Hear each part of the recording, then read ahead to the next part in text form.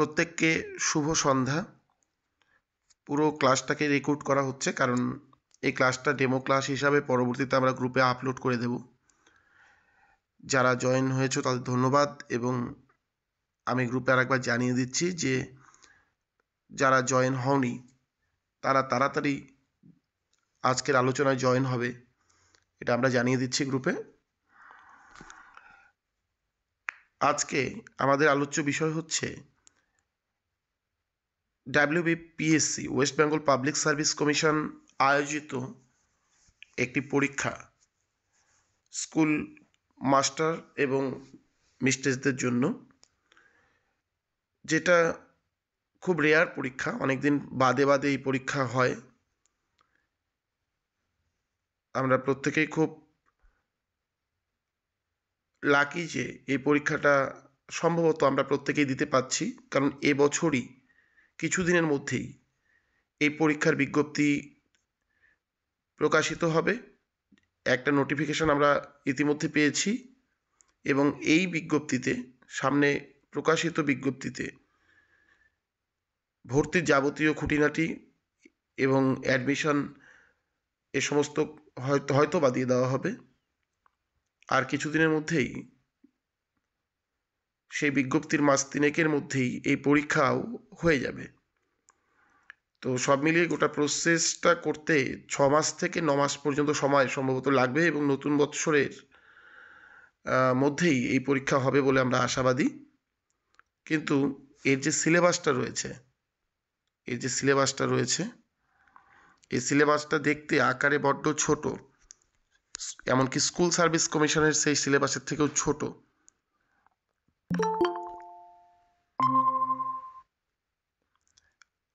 আমাদের এই বীক্ষণ বাংলা গ্রুপ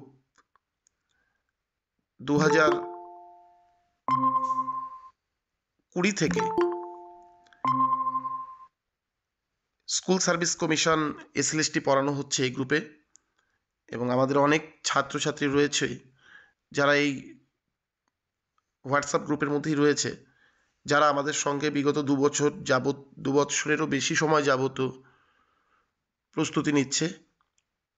তো মোটামুটি সবার অবগতির জন্য জানাচ্ছি, যারা এখানে রয়েছে নবাগতা বা নবাগত, আজকের আলোচনাতে যে আমাদের ইতিমধ্যে স্কুল সার্ভিস কমিশনের SLSTর সিলেবাস গ্রুপে শেষ করে দেওয়া হয়েছে, দিয়ে পুনরায় আর একবার শুরু করা হয়েছে। তো অনেক ছাত্রছাত্রী আমাদের SLST ব্যাচের সঙ্গে জড়িত। তো আমাদের এই গ্রুপটি মূলত SLST এবং PSC দুটো বিষয়কেই ফোকাস করবে। তো সামনে যেহেতু PSC পরীক্ষা হবে, যে কথাটা বললাম মাত্র, সম্ভবত 1 বছরের মধ্যেই এই পরীক্ষা হবে। সুতরাং বলাই যেতে পারে যে আমরা প্রথমত PSCর জন্য এই গ্রুপে স্টাডি করব, এবং এই ফাঁকে ফাঁকে যদি school service commission SLST notification জারি করে কিছুদিনের মধ্যেই, যেটা করার প্রবল সম্ভাবনা রয়েছে 2025 সালে, তাহলে আমরা নিশ্চয়ই সেই সাবজেক্টেরও পড়া আমরা এর মাধ্যমে পড়ব। তো প্রথমত বলছি যে PSCর পরীক্ষা হলে সেটা কীরকম পরীক্ষা হবে, SSCর পরীক্ষার সঙ্গে এই পরীক্ষার মূল পার্থক্য কোথায়, সেই বিষয় নিয়ে কয়েকটা কথা বলি। SSC এবং PSCর এই পরীক্ষার মধ্যে মূল পার্থক্য হচ্ছে এর প্রশ্ন পদ্ধতিতে এবং নম্বর বিভাজনে। প্রশ্ন পদ্ধতি বলতে আমরা বলছি SAQ না MCQ, নাকি 2 নম্বরের প্রশ্ন, সেই প্রসঙ্গে আলোচনা করলে প্রথমেই বলি PSC কিন্তু MCQ প্রশ্নই করবে SSCর মতো। কিন্তু এই দুই ক্ষেত্রেই পরীক্ষার মধ্যে একটা প্রথম পার্থক্য হলো, স্কুল সার্ভিস কমিশনের পরীক্ষাতে SLST যেরকম সহজ সরল প্রশ্নগুলোকে বেশিরভাগ করার চেষ্টা করে, PSC কিন্তু সেক্ষেত্রে অনেক মডারেট কোশ্চেন করবেন, এবং সেই প্রশ্নগুলো নেট সেট ঘেঁষা প্রশ্ন হবে। যাদের ইতিমধ্যে বিভিন্ন রাজ্য সরকার এবং কেন্দ্র সরকার আয়োজিত নেট এবং সেট দেওয়ার একটা অভ্যেস রয়েছে, তারা এখানে একটা বেনিফিট পাবে। একটা টেক্সটকে, একটা পাঠ্যকে গভীরভাবে বিশ্লেষণ করে বিজ্ঞানসম্মতভাবে পড়লে পরেই একমাত্র এখানে বেনিফিট পাওয়া যেতে পারে। সিলেবাসটা দেখতে বড্ড ছোট। আমি এক্ষুনি গ্রুপে আপলোড করেছি, সিলেবাসটাকে আরেকবার দেখবে সবাই। হোয়াটসঅ্যাপ গ্রুপের মধ্যে খুললেই সিলেবাসটাকে পেয়ে যাবে। দেখবে উপন্যাস, কাব্য, নাটক, প্রবন্ধ, ছোট গল্প, বাংলা সাহিত্যের ইতিহাস এবং বাংলা ব্যাকরণ, এই কয়েকটা পর্বে আমাদের বাংলার নবম থেকে দ্বাদশ পর্যন্ত দুটো পরীক্ষা হচ্ছে, নবম দশম এবং একাদশ দ্বাদশ। এই দুটো পরীক্ষার সিলেবাসটা বিভক্ত হয়েছে। একটা জিনিস দেখো,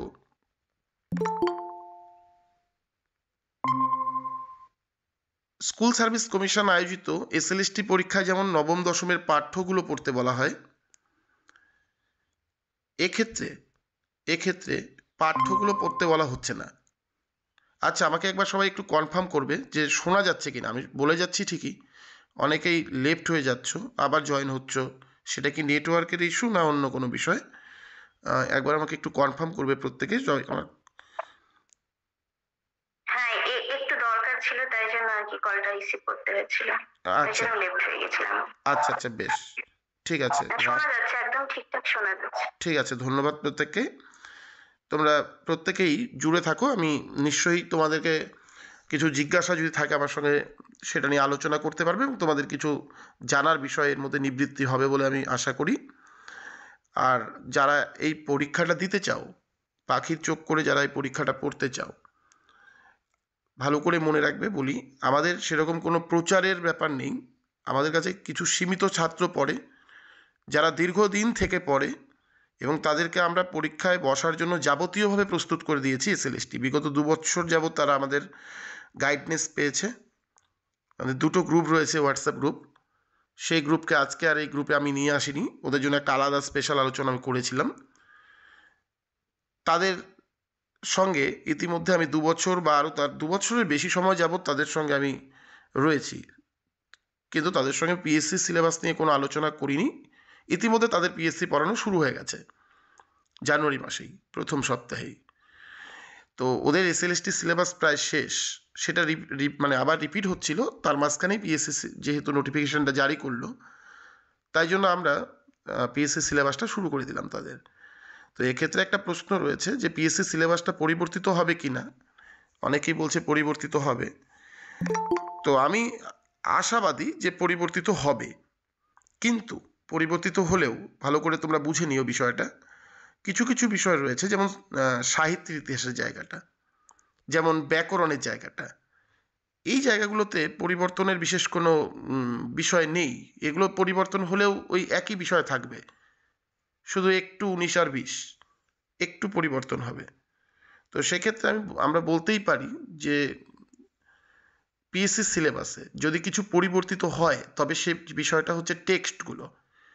টেক্সট বলতে আমি কোন বিষয়টাকে ইন্ডিকেট করছি, যে নবম থেকে দ্বাদশ পর্যন্ত এসএলএসটিতে যে পাঠ্য বইগুলো পড়তে হচ্ছে, স্কুল পাঠ্য বইগুলো, নবম দশম এবং একাদশ দ্বাদশের, এবং তারই সঙ্গে নবম দশম একাদশ দ্বাদশের সেই বইগুলোর সঙ্গেও আমাদের যেরকম পড়তে হচ্ছে কিছু সহায়ক গ্রন্থ, যেমন নবম শ্রেণীর সহায়ক গ্রন্থটা হচ্ছে, পূর্ণাঙ্গ সহায়ক গ্রন্থটা হচ্ছে, তোমরা প্রত্যেকেই জানো, প্রফেসর শঙ্কুর ডায়েরি। ক্লাস 10-এ যেটা রয়েছে সহায়ক গ্রন্থ, সেটা ছিল কোনি। পুরনো সিলেবাস অনুযায়ী একাদশে মানে একাদশ শ্রেণীতে সহায়ক গ্রন্থ ছিল গুরু নাটক রবীন্দ্রনাথ ঠাকুরের, এবং পুরনো সিলেবাস অনুযায়ী ক্লাস 12-এর সহায়ক গ্রন্থ ছিল আমার বাংলা, সুভাষ মুখোপাধ্যায়ের এটি প্রবন্ধ গ্রন্থ আমার বাংলা। সেই বইগুলোও কিন্তু এর সঙ্গে সংযুক্ত ছিল এসএলএসটির ক্ষেত্রে। কিন্তু পিএসসিতে এই সমস্ত কিছু পড়তে হচ্ছে না আমাদের। পিএসসিতে এগুলো আমাদের পড়তে হচ্ছে না, বরং আমরা এগুলোর থেকে বেরিয়ে গিয়ে আমরা পড়বো হচ্ছে যেটা পুরনো সিলেবাস ছিল, সেটা 2014-15 সিলেবাসটার ভিত্তিতেই বলছি, কারণ এই সিলেবাস এখনও পর্যন্ত আপডেট করা হয়নি। আশাবাদী আপডেট করা হবে। এক্ষেত্রে আবার দুটো বেনিফিট পাবে এই সিলেবাসটাকে খুব ভালো করে পড়লে, যাদের ইতিমধ্যে নর্মস রেখে, বা এখন তো পাওয়াই যায় প্রত্যেকটা ইউনিভার্সিটিতেই অন্তত 55% নম্বর এমএতে, মাস্টার্স ডিগ্রিতে, সেই 55% নম্বর নিয়ে যারা মাস্টার ডিগ্রি কমপ্লিট করেছো, তারা কিন্তু ইসেতেও বসতে পারবে। পিএসসি যে প্রফেসরের পরীক্ষাটা হবে এই সিলেবাসের ভিত্তিতেই হয়। নিখুঁতভাবে এটা পড়লে পরে এখান থেকে কিন্তু করতে পারবে। একই প্রশ্ন, মানে একই সিলেবাস, প্রশ্নটা একটু আলাদা। এটা ছোট্টই একটা মানে দেখতে একদমই ছোট্ট সিলেবাসটা, কিন্তু আমরা এবার অনেকেই আশাবাদী যে এই সিলেবাসটা হয়তো বা আপলোড করা হবে, আবার নতুন করে করা হবে। কিন্তু নতুন করে করা হলেও এখনও পর্যন্ত কিন্তু পিএসসি সেরকম কোনো গাইডলাইন আমাদের ওয়েবসাইটে কোনো আপলোড করেনি যে এটা সিলেবাসটা পরিবর্তিত হবে। তবে হতে পারে, তবে হলেও যে জিনিসগুলো পরিবর্তিত হবে না বলে আমি মনে করি, আবারও সবাই একবার শুনে রেখো, সেটা হচ্ছে বাংলা সাহিত্যের ইতিহাস, যা পরিবর্তন করা সম্ভব নয়। ওই শুধুমাত্র মঙ্গল কাব্য হয়তো বা এবার রয়েছে মনসামঙ্গল, চণ্ডীমঙ্গল এবং ধর্মমঙ্গল। হয়তো সেক্ষেত্রে মনসামঙ্গল তো থাকবেই, চণ্ডীমঙ্গল বা ধর্মমঙ্গলের জায়গায় হয়তো একটা বাদ দিয়ে অন্নদামঙ্গল দিয়ে দিল। এটাই পরিবর্তন, এর বাইরে কোনো পরিবর্তন নেই।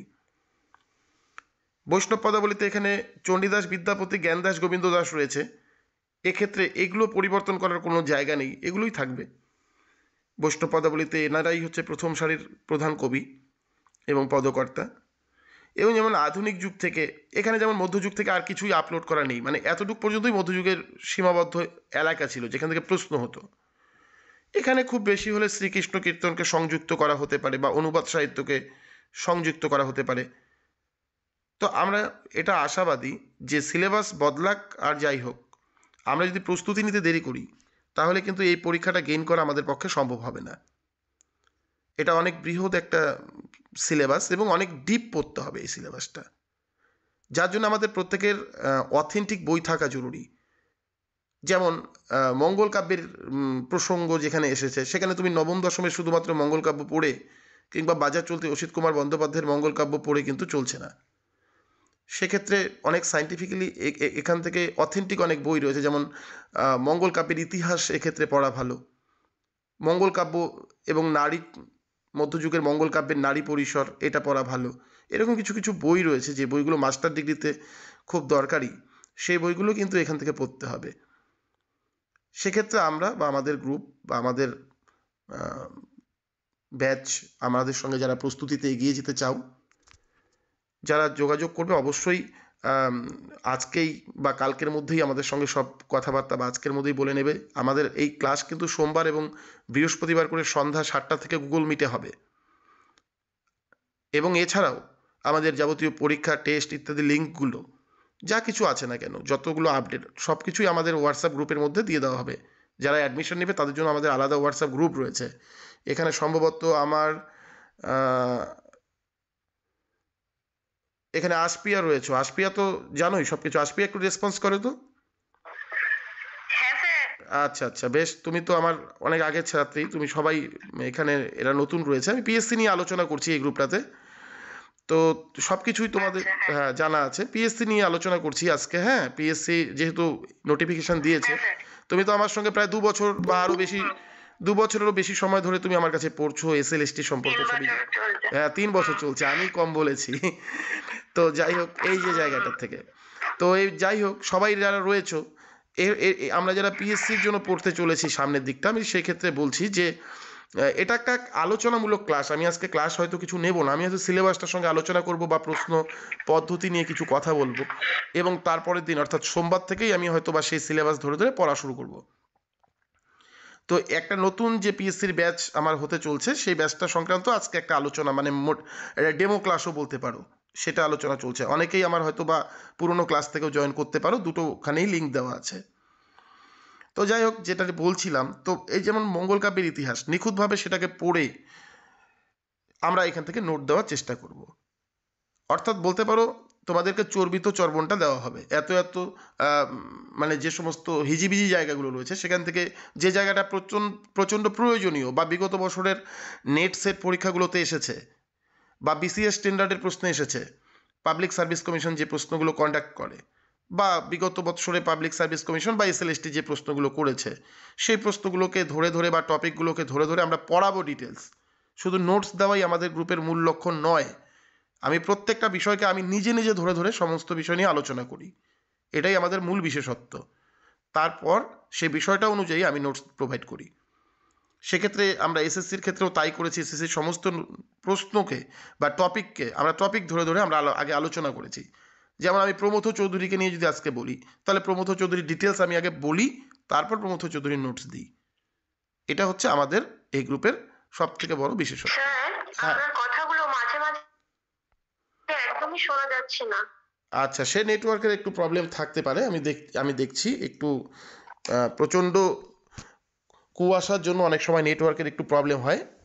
আমি এর জন্য দুঃখিত, আমি দেখছি।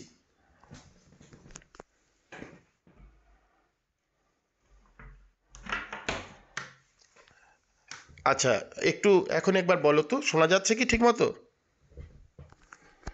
হ্যালো, হ্যাঁ স্যার, হ্যাঁ হ্যাঁ শোনা যাচ্ছে। শুনতে পাচ্ছ? আমি বলছি মাঝে মাঝে একদমই শোনা যাচ্ছে না, এটা বলছি। আচ্ছা, না আমি বলছি শোনো। হ্যাঁ এখন শোনা যাচ্ছে। তাপসী তো, হ্যাঁ তাপসী বলছি আমি যে এই পুরো ক্লাসটা রেকর্ডটা আমরা গ্রুপে দিয়ে দিব। আর শুধুমাত্র সবার সঙ্গে পরিচিত হওয়া এবং সবার কাছে পৌঁছানোর জন্যই এই ক্লাসটা আমি করছি আজকে।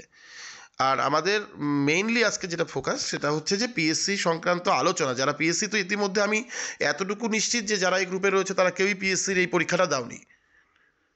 তো 2015-তে এই পরীক্ষাটা লাস্ট হয়েছিল, শেষবারের মতো হয়েছিল। আমাদের সামনে একটা অনেক বড় সুযোগ এসেছে, যে সুযোগটায় আমরা এটা তো জানোই যে সরকারি যে স্কুলগুলো আছে বিভিন্ন জেলাতে, এবং এখানে প্রতিযোগিতা অনেক বেশি এসএলএসটির থেকে। সরকারি সেই সমস্ত সরাসরি সরকারি পোষিত বা সরকার পোষিত যে স্কুলগুলো রয়েছে প্রত্যেকটা জেলাতেই কম বেশি রয়েছে, সেই সমস্ত স্কুলগুলোতেই পড়ানোর জন্য এখানে টিচার নিয়োগ করা হয় এই পরীক্ষাটার মাধ্যমে। তো এখানে প্রশ্নের মান অবশ্যই কিন্তু অনেক স্ট্যান্ডার্ড হবে, এটা আশা করতে পারো। পুরনো যে সিলেবাস রয়েছে, পুরনো সিলেবাস অনুযায়ী এখানে দেখাচ্ছে যে উপন্যাস রয়েছিল 3টি: কৃষ্ণকান্তের উইল, আরণ্যক এবং বলয়গ্রাস। কৃষ্ণকান্তের উইল তো বঙ্কিমচন্দ্র চট্টোপাধ্যায়ের উপন্যাস, আর আরণ্যক বিভূতিভূষণ বন্দ্যোপাধ্যায়ের, বলয়গ্রাস হচ্ছে আশাপূর্ণা দেবীর একটি উপন্যাস। এই 3টি উপন্যাস থেকে কিন্তু বিভিন্ন বছরে প্রশ্ন এসেছিল। আমি প্রশ্ন কীরকম আসে তা আমি আজকেই আলোচনা করব, বলবো কিছুটা। আবার কাব্যের মধ্যে দেখো মেঘনাদবধ কাব্য রয়েছে। মেঘনাদবধ কাব্য কিন্তু বিভিন্ন বিশ্ববিদ্যালয় তাদের স্নাতক কিংবা স্নাতকোত্তর পর্যায়ের মধ্যে এইটাকে রেখেছে, মেঘনাদবধ কাব্যকে। এখানে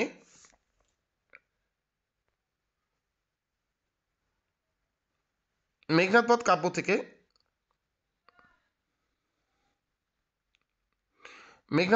থেকে কি রয়েছে? মেঘনাদবধ কাব্য থেকে একটা নির্দিষ্ট অংশ রয়েছে, সেটা হচ্ছে চতুর্থ, ষষ্ঠ এবং নবম, এই 3টি স্বর্গ স্পেশালি পড়তে হবে। আবারও বলছি, আমরা যখন পড়াবো তখন একেবারে লাইন ধরে ধরে পড়াবো, আর অথেন্টিক টেক্সটটাকে আমরা প্রোভাইড করব। গ্রুপে, এবং লাইন ধরে ধরে পড়াবো প্রত্যেকটা খণ্ডকে বা স্বর্গকে। এই প্রত্যেকটা অংশ থেকে কীরকম প্রশ্ন আসতে পারে সেই ধারাবাহিকতা অনুযায়ী আমরা কিন্তু আলোচনা করব। যেমন আমরা অভিষেকটা পড়েছিলাম দশম শ্রেণীর স্কুল পাঠ্য বইতে অভিষেক বলে একটা অংশ রয়েছে, একটা কবিতা রয়েছে, প্রথম স্বর্গ থেকে এটা গৃহীত হয়েছে। সেখান থেকে একটা নির্দিষ্ট অংশ থেকে প্রশ্ন হচ্ছে, ছোট্ট একটা জায়গা থেকে। কিন্তু এক্ষেত্রে শুধুমাত্র অভিষেক অংশটা বা প্রথম স্বর্গ থেকে নয়, চতুর্থ, ষষ্ঠ এবং নবম বিস্তৃত একটা অংশ মেঘনাদবধ কাব্যের। এখান থেকে বিভিন্ন জায়গা থেকে, যে কোনো জায়গা থেকে কিন্তু প্রশ্নটা হতে পারে। বনলতা সেন কাব্যের প্রথম 5টি কবিতা, সিগনেট প্রেস থেকে প্রকাশিত যে বইটি রয়েছে বনলতা সেনের, সেটা তোমাদের কাছে যদি না থাকে তাহলে কোনো ব্যাপার না, আমার সংগ্রহে রয়েছে, সেটা আমি দিয়ে দিব প্রত্যেককেই পিডিএফ আকারে। সেই প্রথম 5টি কবিতাকে তোমাদের কাজ হচ্ছে শুধুমাত্র টেক্সটগুলোকে মুখস্থ করা। বাকি সমস্ত ক্ষেত্রে আমি তোমাদেরকে হেল্প করব। টেক্সটগুলোকে মুখস্থ করা বলতে আমি বলছি কেন বলছি, কারণ পড়তে পড়তে মুখস্থ হয়ে যাবে। এখন তো আর ওই 1-2 এর ছোটো ছোটো ছাত্রদের মতো মুখস্থ নয়, এখনকার ব্যাপারটা একটু অন্যরকম। এখন সবাই মোটামুটি কোনো না কোনোভাবে কোনো না কোনো কাজের সঙ্গে যুক্ত, এভাবে এখন নিয়ম করে পড়তে বসা হয় না, যে কারণে আমাদের টাচে থাকাটা অত্যন্ত জরুরি হয়ে পড়ে, বা কোথাও টিউশন পড়াটা একটু জরুরি হয়ে পড়ে। সমস্তটা প্রস্তুত করে দেব আমরা, কিন্তু সেটা অবশ্যই কমপ্লিট করে নিতে হবে নিজেকে, না হলে কিন্তু পিএসসির মতো এত বড় একটা জায়গায় কখনোই গেইন করা সম্ভব হবে না। শুধু কমপ্লিট নয়, নিজেকে সুন্দরভাবে মনে রেখে পরীক্ষাগুলোকে অ্যাটেন্ড করা। বিভিন্ন আমাদের যে পরীক্ষাগুলো আমরা নিব, বিভিন্ন লিঙ্ক তৈরি করে করে পরীক্ষাগুলো নিই, বা অনেক সময় আমরা পিডিএফ আকারে প্রশ্ন দিয়ে দিই। সেই প্রশ্নগুলো আমাদের সঙ্গে জড়িত থাকলে আমাদের কথা মতো আমাদের সঙ্গে থাকতে হবে। প্রতি সপ্তাহে আমরা একটা করে টেস্ট পিএসসির উপরে অবশ্যই নেব, সেই প্রত্যেকটা টেস্ট প্রত্যেককে দিতে হবে। সে বদ্ধপরিকর হয়েই তোমরা গ্রুপে প্রত্যেকে জয়েন করবে, তবেই আমরা একটা দায়িত্ব কোনো একজনের নিতে পারবো, নয়তো দায়িত্ব এত বড় পরীক্ষায় নেওয়াটা সম্ভব হবে না। একনিষ্ঠভাবে প্রত্যেকেই চেষ্টা করবে আমাদের কথা শুনে চলার। এরপরে যেরকম রয়েছে পদাতিক কাব্যগ্রন্থ সুভাষ মুখোপাধ্যায়ের, সেখান থেকে প্রথম 5টি কবিতা। কীরকম প্রশ্ন হবে সেটা আমরা বুঝবো। নেট সেট প্রশ্ন আমাদের, মানে প্রশ্নের ধরনটা পুরোপুরি কমন পাইয়ে দেওয়ার দায়িত্ব আমাদের। এটুকু আমরা দায়িত্ব নিয়ে করব, কারণ আমাদের নেট সেটেরও ব্যাচ রয়েছে। দীর্ঘদিন থেকে আমরা নেট সেটের সঙ্গে জড়িত, নেট সেট পড়ানোর সঙ্গে জড়িত। প্রায় 2019 থেকে আমাদের এই গ্রুপের মধ্যে অনেকেই নেট, জেআরএফ, নেট সেট ইত্যাদি ক্লিয়ার করেছে আমাদের কাছে পড়ে। সেই জায়গা থেকে আমরা বলতে পারি যে পিএসসি আমরা পাইয়ে দেব, কিন্তু আমাদের কথাটা শুনে চলতে হবে। আমাদের সেরকম কোনো প্রচারের আলো নেই, আমরা সেরকম প্রচারে বিশ্বাস করি না, সেরকম কোনো চাকচাকিত্ব আমাদের নেই। কিন্তু আমরা যতটুকু পড়াই আন্তরিকতার মাধ্যমে পড়াই। আমাদের যতটুকু ছাত্র আছে প্রত্যেকে আমাদের সঙ্গে, এখানে 2-1 জন হয়তো থাকতেও পারো, তোমরা জানো যে তোমাদের সঙ্গে যে কোনো মুহূর্তে আমরা কিভাবে থাকি, পাশে থাকি। বিদ্রোহী আমার কৈফিয়ত, এই 2টি কবিতা রয়েছে নজরুল ইসলামের। এই 2টি কবিতা থেকে এরকম ভেতর থেকে প্রশ্ন আসবে। শব্দার্থ, লাইনের ক্রমবিন্যাস, বা কবিতার লাইন তুলে প্রশ্ন, কোন কাব্যগ্রন্থের অন্তর্গত, কোন পত্রিকাতে সেটা প্রকাশিত হয়। আমরা প্রশ্নের নমুনাগুলো পরে বলছি। নাটক, রবীন্দ্র সাহিত্যের একটি নাটককে পাবে, সেটা হচ্ছে এখানে বিসর্জন নাটকটি রয়েছে। আর আরেকটি নাটক রয়েছে, সেটা হচ্ছে নরক গুলজার। আচ্ছা, আমি যে এতগুলো বলছি, আমি কোথা থেকে বলছি, তোমরা প্রত্যেকে তোমাদের চোখের সামনে সেটাকে নিয়ে আসতে পারবে। সেটা হচ্ছে শুধুমাত্র হোয়াটসঅ্যাপ গ্রুপটাকে খুলবে, খুলেই দেখবে যে আমি একটা এরকম একটা পিডিএফ আকারে, পিডিএফের একটা স্ক্রিনশট পাঠিয়েছি। সেটাই পুরোটাই হচ্ছে পিএসসির সিলেবাসটা, বর্তমান সিলেবাসটা। এটা যে পরিবর্তিত হবে না তা কিন্তু আমি এই মুহূর্তে বলছি না, কিন্তু পরিবর্তিত হওয়ার একটা কথা ছিল 7 তারিখে জানুয়ারি মাসের, সেই দিন কিন্তু এটা পরিবর্তন করা হয়নি।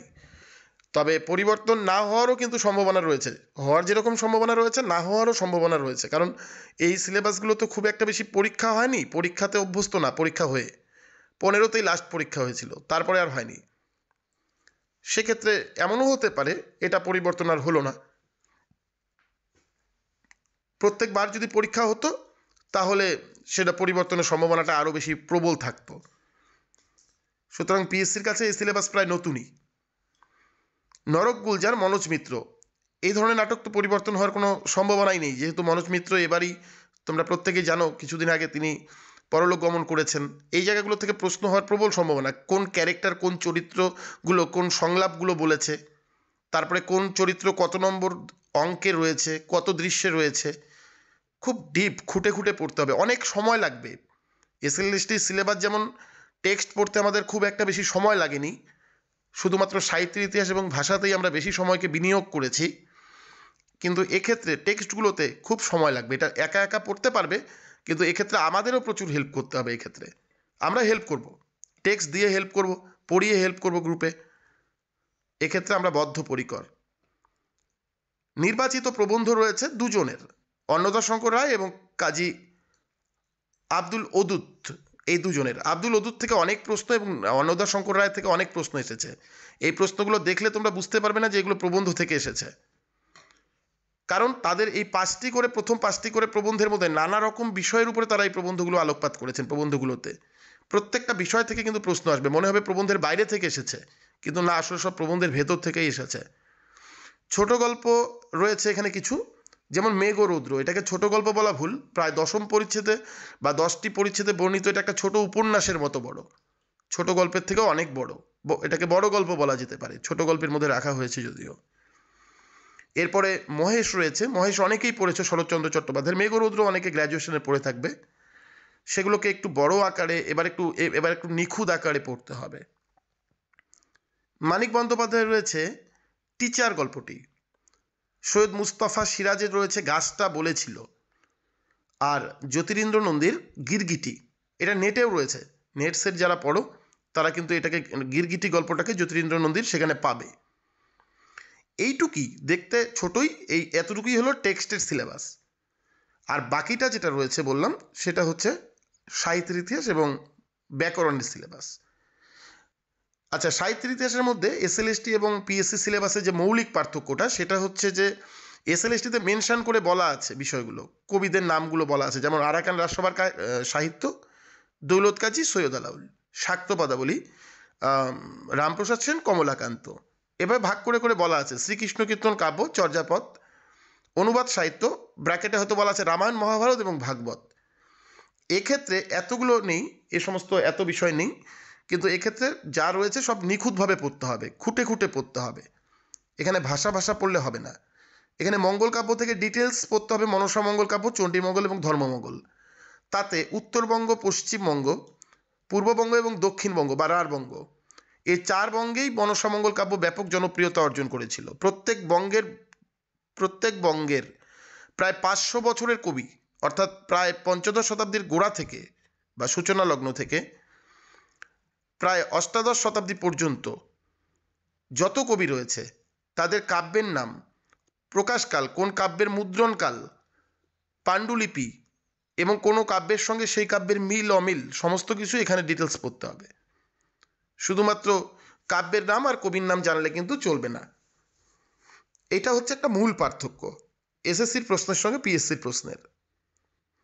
এছাড়াও বৈষ্ণব পদাবলী রয়েছে, সেখানে যেমন চণ্ডীদাস, বিদ্যাপতি, জ্ঞানদাস, গোবিন্দ দাস, এনাদের প্রত্যেক পর্যায়ের পদগুলো পড়তে হবে। একেবারে মান পূর্বরাগ থেকে শুরু করে মাথুর পর্যন্ত, ভাবসম্মেলন, কলহন্তরিকা পর্যন্ত প্রত্যেকটা পর্যায় এবং সেই পর্যায়ের পদগুলোর সম্পর্কে বিস্তারিত জানতে হবে। কোন পর্যায়ের সংকলন কোন বইয়ে হয়েছে এগুলো সব নিখুঁতভাবে পড়তে হবে। যেমন সত্যগিরির বই, সত্যবতী গিরির বই, হ্যাঁ, এই সমস্ত বিভিন্ন রকম বই, ত্রিপুরা শঙ্কর সেন শাস্ত্রীর বই, পরেশচন্দ্র ভট্টাচার্যের বই, এই সমস্ত বইগুলো থেকে পড়তে হবে। এগুলো কিন্তু বাজার চলতি কোনো বই থেকে পড়লে কিন্তু হবে না। এইটা আগে তোমাদের মধ্যে রাখতে হবে। আমি কিছু বইয়ের নাম বলে দিচ্ছি এই প্রসঙ্গত, তোমরা এই বইগুলো অবশ্যই এই রেকর্ড থেকে শুনে, আমি যখন রেকর্ডিংটাকে আপলোড করব গ্রুপে, শুনে কিন্তু এই বইগুলোকে তোমাদের প্রয়োজনে তোমরা তোমাদের পাশে রাখতে পারো। প্রস্তুতির ক্ষেত্রে তোমাদের সহায়তা হবে নিশ্চয়ই। কিছু অথেন্টিক বইয়ের কথা আমি বলে দিচ্ছি, যেমন বাংলা মঙ্গল কাব্যের ইতিহাস, মধ্যযুগের বাংলা কাব্যের নারী, মধ্যযুগে মঙ্গল কাব্যের নারী পরিসর, এরকম কাব্যগুলো পড়তে পারো, এরকম বইগুলো পড়তে পারো, অথেন্টিক বইগুলো আমাদের ক্লাসের মধ্যে জয়েন হওয়ার পাশাপাশি। আবার সেগুলো না পড়লেও কোনো ব্যাপার না, মানে না পড়লে নয়, না কিনলেও কোনো ব্যাপার না, সেগুলো আমাদের কাছে, আমাদের সঙ্গে যুক্ত থাকলে আমরা হয়তো প্রোভাইড করলাম। যে অংশটা প্রয়োজন সেই অংশটা অবশ্যই আমরা গ্রুপে দিয়ে দিব, বা আমাদের নোটসের মধ্যেও কিছুটা অংশ থেকে যাবে, তখন আর আলাদাভাবে না পড়লেও হয়তো বা না কিনলেও হয়তো বা চলবে। এরপরে রয়েছে এই যে আমি যে একটু আগে বললাম ছোট গল্পগুলো, নাটকগুলো, কবিতাগুলো বা কাব্যগুলো, এগুলো সম্পর্কে কে কোন পত্রিকাতে কে কোন মন্তব্য করেছেন, এই বিষয়গুলোও কিন্তু এক্ষেত্রে জরুরি। এই ধরনের প্রশ্নকে হতে আমরা দেখেছি। সবচেয়ে বড় যে জায়গাটা, সেই জায়গাটা হচ্ছে ব্যাকরণ। 100টা প্রশ্ন হবে এমসিকিউ মেথডে। 100টা প্রশ্নের মধ্যে আমরা আশাবাদী প্রায় প্রায় 45 থেকে 50টি প্রশ্ন ব্যাকরণের হবে। 45 থেকে 50টা প্রশ্ন ব্যাকরণের হবে, মানে কি বুঝতে পারছো? ব্যাকরণের বেসটাকে রাখতে হবে একেবারে একেবারে সেরকমভাবে স্ট্রং, না হলে ব্যাকরণটা করতেই পারবে না। ব্যাকরণটার সঙ্গে আমরা অনেকেই অনেকভাবে কিছুদিন, মানে অনেকেই অনেকভাবে কি হচ্ছে, বিযুক্ত হয়ে যাচ্ছি, আলাদা হয়ে যাচ্ছি। যারা টিউশন পড়াও তারা হয়তো কিছুটা ব্যাকরণটার সঙ্গে জড়িত, কারণ এটা একটা চর্চার বিষয়। যারা বিভিন্ন কোচিং সেন্টারে নিজেকে, মানে বিভিন্ন ক্লাসের স্টুডেন্টের সঙ্গে যারা মানে এই মুহূর্তে জড়িত আছো, পড়াও বা পড়াশোনার সঙ্গে জড়িত আছো, তাহারা হয়তো ব্যাকরণের ক্ষেত্রে কিছুটা বেনিফিট পাবে, কিন্তু যারা চর্চার বাইরে রয়েছো তাদের কিন্তু ব্যাকরণের জায়গাটা খুবই অসুবিধে হবে। এখানে দেখো কতগুলো অংশ রয়েছে ব্যাকরণের। সন্ধি রয়েছে, যেটা এসএলএসটিতে নেই। সমাস রয়েছে, এটা এসএলএসটিতে রয়েছে। প্রত্যয় রয়েছে, যেটা এসএলএসটিতে নেই। কারক ও বিভক্তি রয়েছে, যেটা কারক ও অকারক নামে এসএলএসটিতে রয়েছে, এখানে বিভক্তিটা অ্যাড হয়েছে। এছাড়াও পদ পরিবর্তন রয়েছে, যেটা এসএলএসটিতে নেই। লিঙ্গ পরিবর্তন এখানে রয়েছে, যেটা এসএলএসটিতে নেই। অশুদ্ধ মানে সংশোধন, মানে কোনো শব্দের বানান, এটা তো অনেক আসে, এই বিষয়টা তো অনেকগুলো পরীক্ষায় দেয়। এছাড়াও এক কথায় প্রকাশ বলে একটা অংশ রয়েছে। এতগুলো অংশ কিন্তু আমাদের পিএসসিতে পড়তে হচ্ছে। তো আমি বিগত বৎসরের প্রশ্নে যা লক্ষ্য করেছি, আমি দেব তোমাদেরকে সেই প্রশ্নটা, সেটাতে যা লক্ষ্য করেছি তাতে প্রত্যেকটা বিষয়ের মধ্যে যেমন এক কথায় প্রকাশ থেকে প্রায় 4টি প্রশ্ন, অশুদ্ধ সংশোধন থেকে প্রায় 4-5টি প্রশ্ন, লিঙ্গ পরিবর্তন থেকে প্রায় 3-4টি প্রশ্ন, পদ পরিবর্তন থেকে 4টি প্রশ্ন, সমাজ থেকে 60টি প্রশ্ন, এরকম লক্ষ্য করেছি। সন্ধি থেকে 2-3টি প্রশ্ন করে প্রায় মোটামুটি 40-45টা প্রশ্ন ব্যাকরণের আছে। একবার ভেবে দেখো, ব্যাকরণটা আমাদের কিন্তু বিস্তৃত পড়তে হচ্ছে না, শুধু চর্চা করতে হচ্ছে। যারা আমার এসএলএসটির ব্যাচে বিগত 2 বছর ব্যাকরণ পড়লে তারা দেখেছো কতটা নিখুঁতভাবে আমি ব্যাকরণটা করানোর চেষ্টা করেছি। অনলাইন ক্লাস তবুও করানোর চেষ্টা করেছি। সেটা আমি পিএসসির ক্ষেত্রেও করব, আমি কথা দিচ্ছি এক্ষেত্রেও করব। আমি তার জন্য প্রথম দিকটায়, আমার আলোচনার প্রথম দিকটাতেই আমি ব্যাকরণ নিয়ে আলোচনা শুরু করব। কারণ কি? কারণ তাতে ব্যাকরণটা আমি 2বার করে রিভাইজ করার সময় পাবো। আর দ্বিতীয়ত, প্রায় 1 মাস যদি আমরা ব্যাকরণটা প্রথম দিকে ব্যাকরণ এবং সাহিত্যের ইতিহাসটা নিয়ে আলোচনা করি, তাহলে তার মধ্যেই সিলেবাস যদি চেঞ্জ হয় তাহলে সেই নোটিফিকেশনও আমাদের হাতে চলে আসবে। কিন্তু প্রস্তুতিতে দেরি করা যাবে না, কারণ আমাদের এতটুকু ধরেই নিতে হবে এই সিলেবাসটা আমরা কোনোভাবেই 1 বৎসর সময় বা 8 মাস 9 মাসের আগে যতই পড়ি না কেন শেষ করতে পারবো না। অনেক কোচিং সেন্টার কিন্তু অনেকভাবে প্রলোভন দিয়ে জানাবে যে আমরা অনেক নোট দিব, গাদা গাদা এই দিব সেই দিব, দিয়ে 6 মাসে আমরা শেষ করে দিব। তো তাই যদি হয়, নোট কিনে নিতে হয়, তাহলে তো বাজার চলতি বই কিনে নেওয়াই ভালো।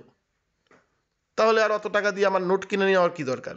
নোট এখানে বড় ব্যাপার না, নোট পড়ে কিন্তু এগুলো হবে না। আমি সবার আগে বলছি, নোট শুধুমাত্র প্রস্তুতিতে কিছুটা হেল্প করবে, এর বাইরে নোট কিছুই করবে না।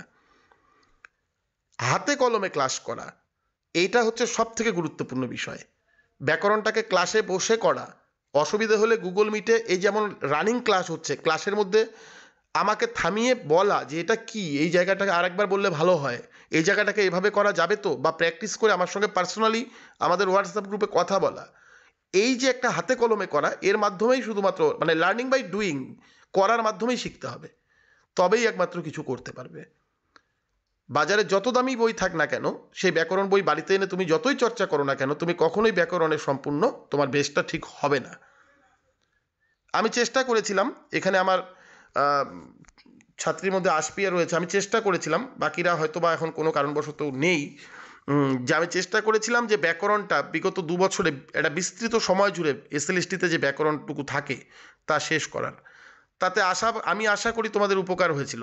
আশপিয়া, কি মনে করো, আমি ব্যাকরণটা যেভাবে করিয়েছিলাম তাতে কি কোনো উপকার হয়েছিল কি? হ্যাঁ স্যার, আমরা অনেকটাই ভালোভাবে শিখে গেছি ব্যাকরণটা, আর অনেক প্র্যাকটিস করিয়েছেন আপনি। অনেকটাই করানোর চেষ্টা করেছি। দেখো, তুমি অনেক দিন থেকে আমাদের সঙ্গে যুক্ত, তোমার বাড়ি তাই হুগলিতে। আমাদের অনেকটাই হয়ে গেছে। নিশ্চয়ই আমি এই হেল্পটাই করব। আমাদের এসএলএসটি অনেক সবটাই হয়ে গেছে। এটা কি তোমার মনে হয় যে বই পড়ে করা সম্ভব? আমি যতটা করে করিয়েছিলাম, বই পড়ে কি এটা করা সম্ভব সম্পূর্ণটা? না না, এটা সম্ভব না। তো আমি এই জায়গাটাতে, বললে শিখতে পারবো না আমরা। শিখতে পারবে না, এটা হচ্ছে সব থেকে বড় কথা। বইয়ে নিয়ম বলা আছে কিন্তু পারবে না, কারণ বইয়ে প্র্যাকটিস করানোর জন্য যথার্থ বিষয়গুলো বইয়ে নেই। তো এই হচ্ছে বইয়ের মধ্যে সঙ্গে একটা প্র্যাকটিক্যাল ক্লাসের পার্থক্য, যেটা আমি পরের দিন থেকেই মোটামুটি আমি শুরু করব। সন্ধির থেকে আমি আবারও শুরু করব। তাতে আরেকবার করে তোমাদের যে জিনিসগুলো প্র্যাকটিস হবে সেখানে, সেটা হচ্ছে সমাজটা আর কারকটা। যারা এসএলএসটির আমার রয়েছে তাদের যে জায়গাটা প্র্যাকটিস হয়ে যাবে, আরেকবার মানে রিপিট হবে এই জায়গাটা, সেটা হচ্ছে সমাস। আমার মনে হয় তোমাদেরকে সমাস দিলে বা কারক দিলে তোমরা পেরে যাবে, কারণ এ দুটো ওই অংশেও রয়েছে। বাকি অংশগুলো কিন্তু আমি পড়ানোর ওখানে কোনো সুযোগ পাইনি, কারণ ওটা সিলেবাসে ছিল না, তোমরা জানোই। তো যাই হোক, ওই অংশগুলোকে আমি ধরে ধরে শুরু করব। তো এখন মোদ্দা কথা হচ্ছে যে আমি কিন্তু মোটামুটি সিলেবাস নিয়ে আলোচনা করলাম। প্রশ্নের পদ্ধতি একই রকম, কিন্তু প্রশ্নের ধরন আলাদা হবে। মানে এমসিকিউই হবে এসএলএসটির মতো, কিন্তু এর ধরন আলাদা হবে। আর একটা জিনিস বলে দিই, এর ওরাল, সব থেকে বড় কথা, এর ওরাল হবে 100 নম্বরের। এর যে মানে ভাইভাটা আর কি, ভাইভা পরীক্ষাটা হবে 100 নম্বরের, যেটা কিন্তু আমার ক্লাসগুলো করলে তোমাদের অনেক উপকার হবে বলে মনে করি, কারণ আমি তো ডিটেলসে করাই সমস্ত কিছু।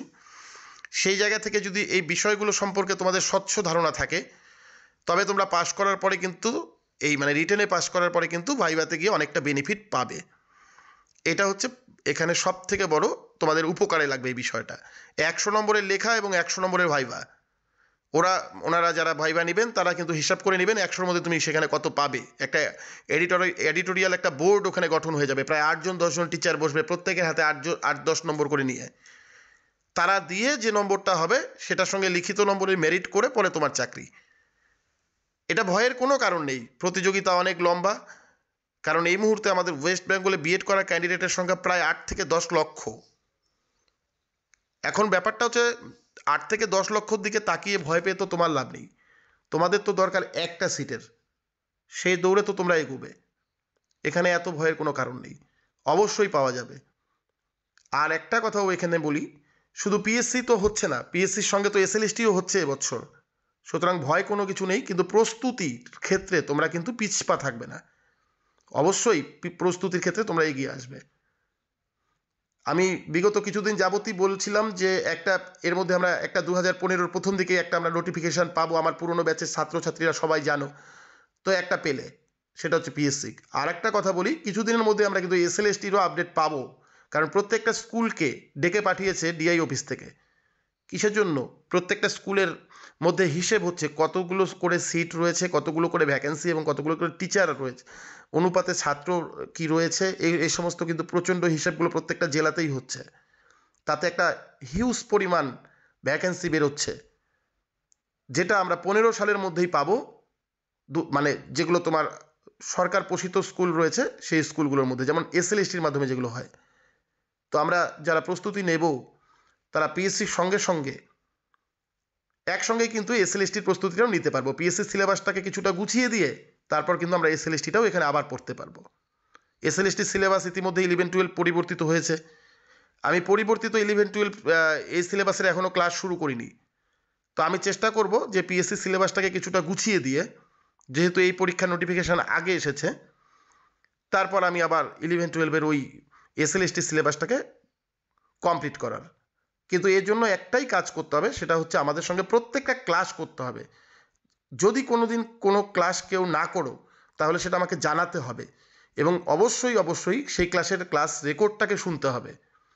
শুনে তারপর সেই ক্লাসটা তুমি কতটুকু বুঝলে বা সেই ক্লাসে অনুপস্থিত থাকাতে তোমার কী কী অসুবিধা হলো সেই কথাগুলো আমার সঙ্গে বলতে হবে, তবেই তুমি আমার টাচে থাকতে পারছো। অনেকে আছে যে আমি ক্লাস রেকর্ডটা শুনে নিব, আমারই ছাত্রছাত্রী রয়েছে, সেটা কিন্তু আমরা অবশ্যই আমাদের রেকর্ডের মাধ্যমে বলে দেব। আর তাছাড়া আরেকটা কথাও বলি, এটা তো ঠিকই যে তোমাদের অনেকেরই মনে হতে পারে যে স্যার সবই ঠিক আছে, আমরা তো ভর্তি হব, তা আমাদের মানে ফিস বা এই সমস্ত কি আছে না আছে এগুলো জিজ্ঞাসা করার ব্যাপার আছে। তো দেখো, এখানে আমার যেহেতু একজন ছাত্রী আছে এখানে, তো আমি তো এমনিতেও মানে এক্ষেত্রে বাড়াবো না, যা আছে সবার জন্য সমানই রাখবো। আমাদের অন্যান্য প্রতিষ্ঠান যেমন বলে দেয় যে আমাদের এত টাকা লাগবে, 1 বছরের মধ্যে আমরা এত টাকা নিয়ে আমরা দুটো ইনস্টলমেন্টের মাধ্যমে 8,000, 10,000, 15,000, 20,000 টাকা নিয়ে নিব, আমরা নোট দিয়ে দিব। তা আমি এরকম কিছু বলি না, কারণ আমাদের সেরকম কোনো ব্যাপার নেই। আমি যতটা পারি অল্প ছাত্রকে আন্তরিকতার মাধ্যমে পড়ানোর চেষ্টা করি। অন্তত জনা 10 থেকে 15 জনও যদি আমার ব্যাচে প্রথম দিকে চলে আসে, তবুও আমি মোটামুটিভাবে সবার জন্য একদম ন্যূনতম যেটা ঠিক করেছি, যারা পিএসসিতে নবম থেকে দ্বাদশ দুটো পরীক্ষাই বসতে চাও, দুটোতেই যাদেরকে প্রস্তুত করিয়ে দিতে হবে, তাদের জন্য 600 টাকা নিব পার মান্থ। আর যারা নবম দশম কিংবা একাদশ দ্বাদশ যে কোনো একটা বসবে, একটা ক্রাইটেরিয়াতে বসবে, তাদের কাছে পার মান্থ 500 টাকা নিব। যেটা আমি 2020 থেকে যেটা আমি নেই, 20 বা 21 থেকে আমি যেটা নেই, আশপিয়া অবশ্যই জানে সেটা। আজকে থেকে 4 বছর আগেও যেটা নিয়েছি। হ্যাঁ, কে গো? প্রিয়াঙ্কা? প্রিয়াঙ্কা? প্রিয়াঙ্কা কে? আমি তো প্রিয়াঙ্কা। আচ্ছা আচ্ছা, ভালো আছো তুমি? আচ্ছা আচ্ছা, আমি তোমাকে মানে এই মুহূর্তে চিনতে পারি নাই। তোমার কত দূর এমএ বলো? আচ্ছা আচ্ছা আচ্ছা আচ্ছা, আমি তোমাকে চিনতে পারি নাই গো, সরি। আমি মানে তোমার নম্বরটা তো ছিলই। আচ্ছা, তোমার ছবিটা নেই তো, আমি তার জন্য দেখে বুঝতে পারিনি। হ্যাঁ হ্যাঁ হ্যাঁ, ভালো আছো তো? আচ্ছা আচ্ছা, ঠিক আছে ঠিক আছে। এই তো তুমি তো নিজেও আছো, আমার তো এই যে আরো দেখতেই পাচ্ছ যারা বাইরে রয়েছে, যে আমার প্রিয়াঙ্কাও আছেন, প্রিয়াঙ্কাকে চিনতেই পারিনি।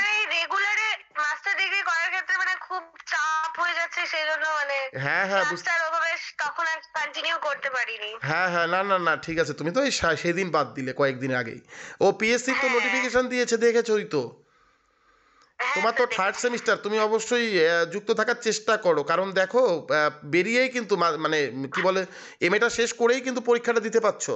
তোমার তো বিএড করাই রয়েছে আগেই, অনেকটা বেনিফিট। তুমি নবম বিয়ে, দশমই দিতে পারবো, হ্যাঁ কারণ হ্যাঁ বিয়ে হ্যাঁ, আমার তো তুমি কমপ্লিট হয়নি। তোমার দরকার পড়বে না, তুমি নবম দশমটাই দাও, তুমি তো আরো অনেক বেনিফিট পাবে, হ্যাঁ তোমার বিএড করাই রয়েছে। তুমি অবশ্যই এই পরীক্ষাটা দিবে কিন্তু হ্যাঁ প্রিয়াঙ্কা, হ্যাঁ এই পরীক্ষাটা হ্যাঁ অবশ্যই স্যার দিবে। অবশ্যই। আমি তোমাকে কেন বেশি জোর করলাম, কারণ তুমি আমার পুরনো ছাত্রী, আমি তো বুঝতেই পারিনি তুমি যে হ্যাঁ আছো। আচ্ছা আচ্ছা, ঠিক আছে, তুমি অবশ্যই ওটা দেবে, নবম দশমটা হ্যাঁ স্যার। দেবেই দেবে, কারণ এই সুযোগ কিন্তু 9 বছর হ্যাঁ 10 স্যার। বছর পরে এলো, আবার কবে আসবে হ্যাঁ কোনো ঠিক না, 2015 টু 2025, সেটাই। অনেক একটা বড় সময়। 10 বছর। আবার মানে পরে আরেকবার যদি এই হুম। পরীক্ষা দিতে চাও, তখন হয়তো 2035 সাল হয়ে যাবে, তারপর আর একটা হবে। এগুলো সেটাই। 10 বছর পর পর হয়, 10 বছর 9 বছর পর পর হয়। সবাই চেষ্টা করবে যে এই পরীক্ষাটাকে এবার হ্যাঁ দেওয়ার। স্যার। তো আমি দেখো সিলেবাসটা ইতিমধ্যে আপলোড করে দিয়েছি, এই ক্লাসটা আমাদের জানুয়ারিতেই শুরু হয়ে গেছে, হ্যাঁ মানে বলতে পারো শুরু হয়ে গেল আজকে থেকেই। এটা যারা করবে তারা কন্টিনিউ করে নেবে একদিন দুদিনের মধ্যেই। আর আচ্ছা। আমরা অবশ্যই সামনের সোমবার থেকে অবশ্যই সন্ধ্যা 7টা থেকেই হ্যাঁ আমরা। স্যার, আমার মানে কি সন্ধ্যাবেলাতে একটু অসুবিধা হয় তো। আচ্ছা, না দেখো প্রিয়াঙ্কা, টিউশন পড়াই, মানে আমি এখনো পড়াতে পড়াতে ক্লাসটা আর কি জয়েন করলাম। আচ্ছা আচ্ছা হ্যাঁ বুঝতে স্যার। পেরেছি, তুমি 2টো দিন ফাঁকা রাখবে। কেন রাখবে জানো, কারণ এটা দেখো সন্ধ্যা ছাড়া হ্যাঁ। হয় না, আমার কোনো ব্যাপার না, কিন্তু সবাই তো কাজের সঙ্গে জড়িত, হুম। সকাল বা বিকেল বেলাটা সবাই ব্যস্ত থাকে, হ্যাঁ স্যার। বা অনেকে আছে ইউনিভার্সিটি বা কলেজে পড়াশোনা করে কিংবা পড়ায়, তো এই সমস্ত কারণেই ওই সন্ধ্যার দিকে করতে হয়। আমাদের ব্যাচের আগে যেটা ছিল সেটাই রাখবো, হ্যাঁ সোম এবং বৃহস্পতিবারটাই রাখবো। এই আলো আচ্ছা আচ্ছা। এই আলোচনাটার পরেই ঠিক আহ, আছে। যারা নতুন মানে অ্যাডমিশন নিতে চাও তারা অবশ্যই আজকে বা কালকের মধ্যেই কিন্তু অবশ্যই বলবে। আর আমি প্রশ্নের প্যাটার্নটা নিয়েও আলোচনা করছি, প্রশ্নের প্যাটার্নটা কীরকম হয় পিএসসির। আমার কাছে ইতিমধ্যে একটা হার্ড কপি এসেছে, সফট কপি এসেছে পিএসসির, সেই 2015 প্রশ্নটার, সেই সফট কপিটা আমি কিছুদিন আগেই সাজিয়ে নিয়েছিলাম। তা আমি একটু আলোচনা করার চেষ্টা করছি, একটু প্রশ্নগুলো বলছি, তোমরা একটু সঙ্গে থাকো। যেমন আমি সবগুলো বলছি না কেন, আমি তার কারণও বলছি। কারণ যেগুলো তোমরা যে বিষয়গুলোর সঙ্গে তোমরা পরিচিত না সেগুলো আমি বলছি না, আমি এখানে 100টা প্রশ্নই আলোচনা করব না। যেমন একটা প্রশ্ন এসেছিল, উদাসীন শব্দটির পদান্তর করুন। এখানে 4টে অপশন রয়েছে, উদার, উদাসীনতা, ঔদাসীন্য, ঔদরিক। আমি এই মুহূর্তে কোনো উত্তর বলছি না, মানে প্যাটার্নটা শুধু দেখো। আচ্ছা, যেমন শুদ্ধ শব্দটি নির্বাচন করুন। এখানে নিরীক্ষণ শব্দটার বিভিন্ন রকম বানান দেওয়া হয়েছে, দিয়ে বলা হচ্ছে এর মধ্যে কোনটা শুদ্ধ। এরপরে দেখো, দ্বিজেন্দ্রলাল রায় এনার ঐতিহাসিক নাটকের সংখ্যা কত তা জানতে চাওয়া হয়েছে। আমি কিন্তু কোশ্চেনটাকে অবশ্যই আমি তোমাদের দিয়ে দিব, আমি কোশ্চেনটাকে এডিট করছি, কোশ্চেনটাকে বিভিন্ন জায়গা থেকে সংগ্রহ করে, এটা একটা অনেক কষ্ট সাপেক্ষ কাজ, ওটাকে আমরা এডিট করছি, এডিট করে আমরা পিডিএফ বানিয়ে তারপর আমি কোশ্চেনটা সবার কাছে দিয়ে দিব। 100টা প্রশ্নকে বিভিন্ন জায়গা থেকে সংগ্রহ করে, এটা তো মূলত ওভাবে কোনো সময় কোশ্চেন আপলোড করা হয় না, স্মৃতি থেকে সংকলন করা হয়।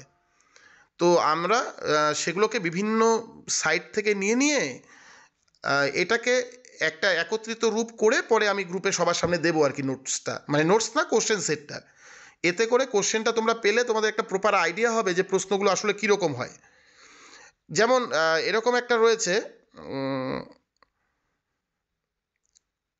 আখিলে বিদ্যার কীর্তি মহারাজ চক্রবর্তী কীর্তিচন্দ্র নরেন্দ্র প্রধান।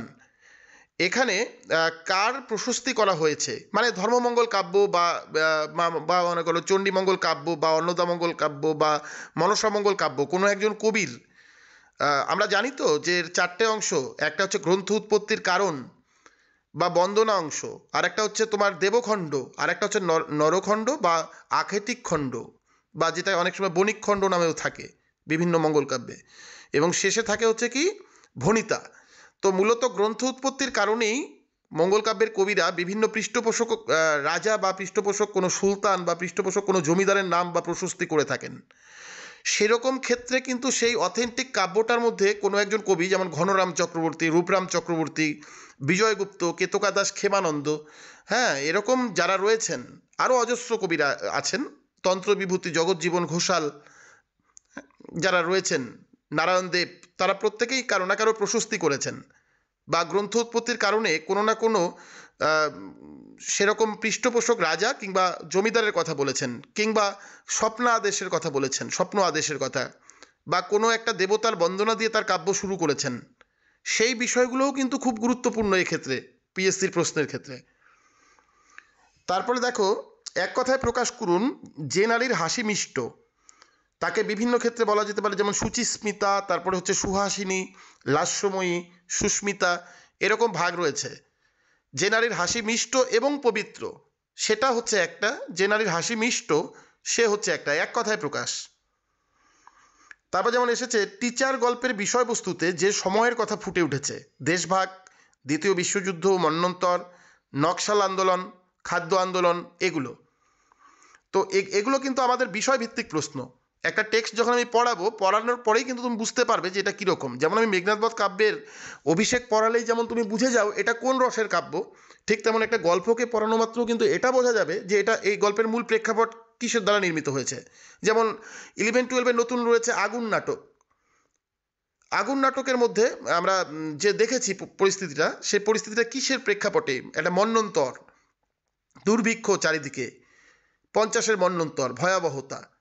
যেমন এরকম হতেই পারে, ধরো কে বাঁচায় কে বাঁচে, পুরনো সিলেবাসের গল্প, কিসের প্রেক্ষাপটে? একটা মন্বন্তরের প্রেক্ষাপটে মানিক বন্দ্যোপাধ্যায় এই গল্প লিখেছেন। তো এরকম কিন্তু প্রশ্ন হবে। জীবন শিল্পী রবীন্দ্রনাথ, এই প্রবন্ধটি অন্নদাশঙ্কর রায়ের, এই প্রবন্ধটা কত সালে কোন পত্রিকায় প্রকাশিত হয়েছে? পিএসসি কিন্তু এই প্রশ্নগুলোকে করে। এরপরে করা হচ্ছে হাওয়ার রাত কবিতায় অন্ধকারকে কবি কোন কোন উপমায় অভিহিত করেছে? হাওয়ার রাত, জীবনানন্দ দাশ, প্রথম 5টি কবিতা বনলতা সেন। আমি কিন্তু এগুলোকে ডিটেলস করাবো প্রত্যেকটা, তোমরা কিন্তু এগুলোকে কমন পেয়ে যাবে প্রত্যেকটা। কথায় বলে লাখো কথা, না হইলে বিয়া হয় না, মন্তব্যটি কার? এটা নিশ্চয়ই কোনো না কোনো নাটকের থেকে এটা বলা হয়েছে। সেটা বলা হচ্ছে সেই নাটকের কোন ক্যারেক্টার এই কথাটা বলেছে, এরকমভাবে দেওয়া হয়। নিম্নোক্ত গ্রন্থগুলির মধ্যে কোনটি প্রমথ চৌধুরীর লেখা কোনো গ্রন্থ নয়? ঘরে বাইরে, তোতা ইতিহাস, দু ইয়ার কি, আত্মকথা। এখান থেকে তোমাদের বলতে হবে কোনটা তার লেখা নয়, এরকমভাবে কিন্তু করতে হবে। এরপরে যেমন আসতে পারে মাথুর এই রসপর্যায়ের শ্রেষ্ঠ কবি কে? বিদ্যাপতি। এগুলো কমন পাবে কিছু, আমি করিয়েছিলাম এসএলএসটিতে। বিদ্যাপতি, চণ্ডীদাস, জ্ঞানদাস, গোবিন্দ দাস বা বলরাম দাস। এখান থেকে কিন্তু মাথুর বা ভাব সম্মেলন পর্যায়ের শ্রেষ্ঠ কবি হচ্ছেন বিদ্যাপতি, করানো হয়েছিল। বা একটা পদ দিয়ে দিল, কণ্টক গাড়ি কমল সম পদতল, মঞ্জির চিরহি ঝাপি, গা গড়ি বাড়ি ঢারি করি পিসল চলতহি অঙ্গুলি চাপি। কোন পর্যায়ের পদ? অভিসার পর্যায়ের পদ। কার রচনা? বলবে গোবিন্দ দাসের রচনা। এর ভাষাটা কি ভাষা? ব্রজবুলি। এরকমভাবে ব্রজবুলি ভাষা কোন কোন ভাষার সংমিশ্রণে গঠিত? এই রিলেটেড প্রশ্ন এগুলো, অজস্র কথা বলার আছে। সুতরাং এখান থেকে কিন্তু অবশ্যই তোমরা আবার দেখো প্রবন্ধের বিষয় থেকে আসছে, যেমন গেঁটের পুত্রবধূ কে ছিলেন, তখন কিন্তু তোমাদের কাজী আব্দুল ওদুদ পড়তে হবে, তবেই একমাত্র এই জায়গাটাকে পাওয়া যাবে। সুতরাং আমি বলছি যে মোটামুটিভাবে প্রশ্নগুলো খুব একটা কঠিনও না, খুব একটা সহজও না, কিন্তু খুব ভেতর থেকে প্রশ্নগুলো হবে। এখানে কয়েকটা গ্রন্থের নাম বলা আছে, যেমন বলিদান, মেবার পতন, বঙ্গনারী এবং নীলদর্পণ। বলা আছে যে নিচের গ্রন্থগুলোর মধ্যে কোন গ্রন্থটি ভিন্ন জাতীয় গ্রন্থ, মানে আলাদা গ্রন্থ, এখান থেকে বলা আছে এরকম। তখন কিন্তু তোমাদের এখান থেকে একটা গ্রন্থকে আলাদা করতে হবে। তাহলে দেখো, মেবার পতন একটি নাটক, বলিদান একটি নাটক, নীলদর্পণ একটি নাটক, বঙ্গনারী এটি কি? এটাকে আমরা আলাদা করে দিতে পারি, এটি নাটক নয়, এটাকে আলাদা করে দেওয়া যেতে পারে। তো এরকমভাবে যেমন দুলোক শব্দটি সন্ধি বিচ্ছেদ হলো বলে 4টে অপশন দেওয়া আছে, সেখান থেকে তুমি করবে একটা। চণ্ডীদাস সর্বস্ব আক্ষেপানুরাগ এবং আক্ষেপানুরাগের সর্বস্ব চণ্ডীদাস। মন্তব্যটি করেন সুকুমার সেন, নরেশচন্দ্র জানা, শঙ্করী প্রসাদ বসু, অসিত কুমার বন্দ্যোপাধ্যায়। তাহলে এই যে মন্তব্যটা শঙ্করী প্রসাদ বসু, তার বইটির নাম হচ্ছে বিদ্যাপতি ও চণ্ডীদাস। এই অথেন্টিক বইটাই আমার কাছে রয়েছে, যেখানে তিনি এই মন্তব্যটা করেন। তাহলে এরকম কিন্তু যেমন জিঘাংসা, এই শব্দের প্রত্যয় জানতে চাওয়া হয়েছে, প্রত্যয় রয়েছে। তো আমি এটা 2015 সালের একটা প্রশ্নের কিছুটা অংশ আমি তোমাদেরকে শেয়ার করছি আর কি এখান থেকে। যেমন বেহুলাকে ফিরিয়ে আনতে তার যে ভাই যায়নি, তার মানে মনসামঙ্গল কাব্যের একেবারে ভেতর থেকে এই প্রশ্ন এসেছে। বেহুলাকে ফিরিয়ে আনার সময় অনেকেই গিয়েছে, তার একজন ভাই যায়নি, যে যায়নি তার নাম এখানে জানতে চাওয়া হয়েছে। এক কথায় প্রকাশ করুন যাহা পান করা হয় নাই, অপিত, অপেয়, অআপনীয় এবং অপত্য, সেখান থেকে এক কথায় প্রকাশটা করতে হবে। এরপরে আবারও শুদ্ধ শব্দের নির্বাচন। বিস্ফোরণ বানান কি হবে? বিস্ফোরণ। রবীন্দ্রনাথের কর্তার ইচ্ছায় কর্ম এই প্রবন্ধটি কত সালে প্রকাশিত হয়? এটা একটা গেল। তারপরে বাবু পান খাওয়াবে গানটি কোন নাটকের কোন অঙ্কের কোন দৃশ্যে রয়েছে? সেটা কিন্তু মানে নিচে নেট সেটের মতো প্রশ্ন, নিচে অনেকগুলো দৃশ্যের নাম থাকবে, অনেকগুলো নাটকের নাম থাকবে, সেগুলো। তারপরে ধরো তোমার কোনো বৈষ্ণব পদকর্তার ক্ষেত্রে তার পদটাকে তুলে দিয়ে বলা থাকবে যে এটা কোন পর্যায়ের পদ। সব দুঃখ আজি গেল হে দূরে, হারানো রতন পাইলাম করে, পদটি কোন রসপর্যায়ের অন্তর্ভুক্ত? নিবেদন, ভাবোল্লাস, অনুরাগ এবং মাথুর। নিশ্চয়ই এগুলো কিন্তু পদ বিশ্লেষণ না করলে সম্ভব না। তার মানে বুঝতেই পারছো সিলেবাস কিন্তু একঘেয়ে নয়, একদিকে একমুখী নয়। সিলেবাস স্টাডি করতে গেলে, এই সিলেবাসকে স্টাডি করতে গেলে প্রচুর অধ্যয়নের দরকার, প্রচুর বই পড়া দরকার। তো আমরা প্রত্যেকটা বই থেকেই, অবশ্যই প্রত্যেকটা বই থেকেই আমরা এই সহায়তাগুলো নিয়ে তোমাদেরকে হেল্প করার চেষ্টা করব, এবং এর জন্য প্রপার নোটস যতটুকু দেওয়া কর্তব্য, ছবির দ্বারা হোক, লিখিত নোটস হোক, অন্য কোনো ম্যাটেরিয়াল হোক, মানে আমরা যে কোনো উপায় সেটা তোমাদেরকে প্রোভাইড করার চেষ্টা করব। এবং প্রত্যেক সপ্তাহে অবশ্যই যতটুকু পড়ানো হলো তার থেকে একটা করে মক টেস্ট নেওয়ার চেষ্টা করব। তো দেখো এগুলো অনেকগুলো প্রশ্ন বললাম। তারপরে যেমন তালিকা করা প্রশ্ন রয়েছে, প্রথম তালিকা এবং দ্বিতীয় তালিকা। প্রথম তালিকাতে 4টি গ্রন্থের নাম, যেমন ইতিহাসমালা, কথামালা, রাজাবলী এবং হিতোপদেশ। এবং দ্বিতীয় তালিকাতে একই রকমভাবে রয়েছে কিছু তারিখ, মানে সাল আর কি, যেমন 1, 2, 3, 4 করে 1802, 1812, 1856 এবং 1808। এখানকার প্রত্যেকটার সঙ্গে প্রত্যেকটাকে মেলাতে হবে, মানে ক স্তম্ভের সঙ্গে খ স্তম্ভকে মেলাতে হবে। নিচে সংকেত দেওয়া থাকবে, যেমন ক খ গ ঘ বলে ABCD থাকবে ডান দিকে বাম দিকে, পরে কয়ের 1, কয়ের 2, এগুলো দেখলেই তোমরা বুঝে যাবে। এগুলো আমরা ছবির আকারে দিয়ে দিব, বা যখন পড়ানো হবে এগুলো তখন আমরা অবশ্যই স্ক্রিন শেয়ার করে পড়াবো। স্ক্রিন শেয়ার করে পড়ালে এগুলো তোমরা করতে পারবে, এগুলো প্র্যাকটিসের বিষয়। এরপরে নিরুপমা শব্দের সন্ধি। আচ্ছা, তারপরে ধরো তোমার নজরুলের বিদ্রোহী কবিতার প্রথম কে শ্রোতা ছিলেন? দেখো কত ডিপ প্রশ্ন। কে প্রথম শুনেছিলেন এই কবিতাটা? কোথায় প্রথম পঠিত হয়েছিল?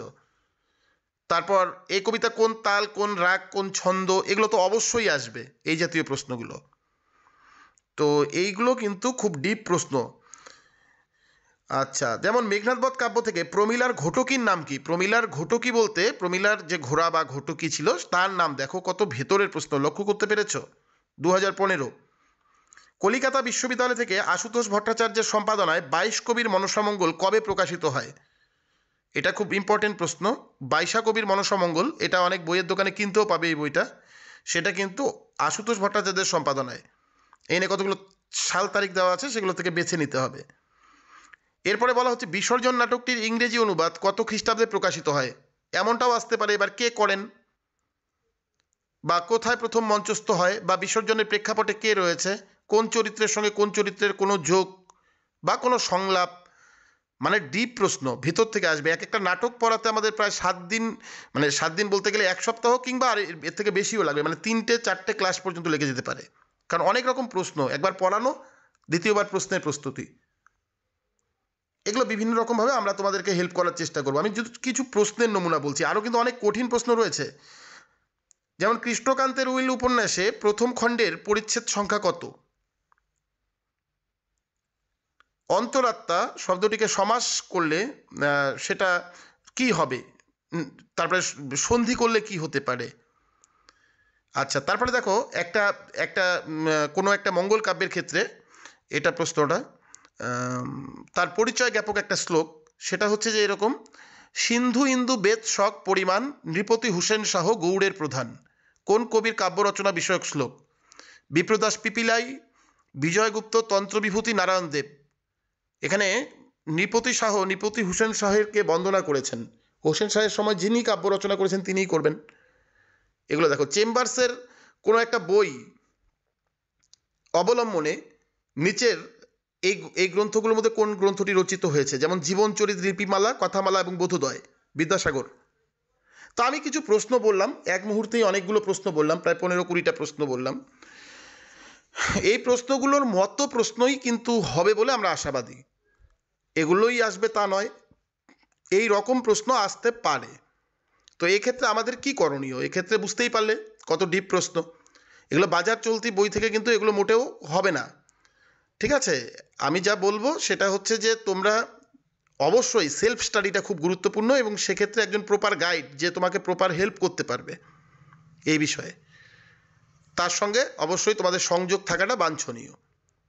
তো আমি মোটামুটি প্রায় ঘন্টাখানেক এই বিষয়ের উপরে একটা আলোচনা করলাম, যে আলোচনাটা কোনো পড়ানো নয়, আমি মূলত কয়েকটা বিষয়ের উপরেই আলোচনা করলাম যে এসএলএসটির সঙ্গে পিএসসির মূল পার্থক্যটা কোথায়, এই ধরনের স্কুল কোনগুলো, বিভিন্ন ডিস্ট্রিক্টে থাকা সরকারি স্কুলগুলো যেমন ম্যাকুলিয়াম, জেনকিন্স, সদর গভর্নমেন্ট, ইন্দিরা দেবী, ঠিক আছে, হুগলিতে মনে হয় রয়েছে 2-4টা, কলকাতায় রয়েছে, প্রত্যেকটা জেলাতে দেখবে 2-4টা করে এই স্কুল প্রত্যেকের ডিস্ট্রিক্টেই রয়েছে।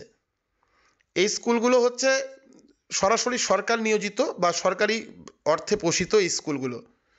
এই স্কুলগুলোর পরীক্ষাটা পাবলিক সার্ভিস কমিশন থেকে হয়। আর এই রিক্রুটমেন্টটাই একটা এমন রিক্রুটমেন্ট, হাই স্কুলের রিক্রুটমেন্টের ক্ষেত্রে, যেটা সম্পূর্ণভাবে ফ্রেশ রিক্রুটমেন্ট হয়, যার মধ্যে কোনো রূপ, কোনো টাকা পয়সা, কোনো কোনো জাল চক্র, কোনো 2 নম্বরি ক্রিয়াকলাপ কিছু চলে না। এই রিক্রুটমেন্ট অনেক দিন বাদে বাদে হয়, 8 বছর, 9 বছর, 10 বছর অন্তর অন্তর হয়। এই সুযোগ আমরা যদি এটা পাই, আমি আশাবাদী আমাদের যা বয়স, আমাদের বলতে তোমাদের এই মুহূর্তে যা বয়স, তোমরা পরবর্তীতে এই সুযোগ আর পাবে না। কারণ এটা আরও 8-10 বছর পরে হলে অনেকেরই বয়স পেরিয়ে যাবে, কারণ এর জন্য নির্ধারিত বয়স হচ্ছে 36।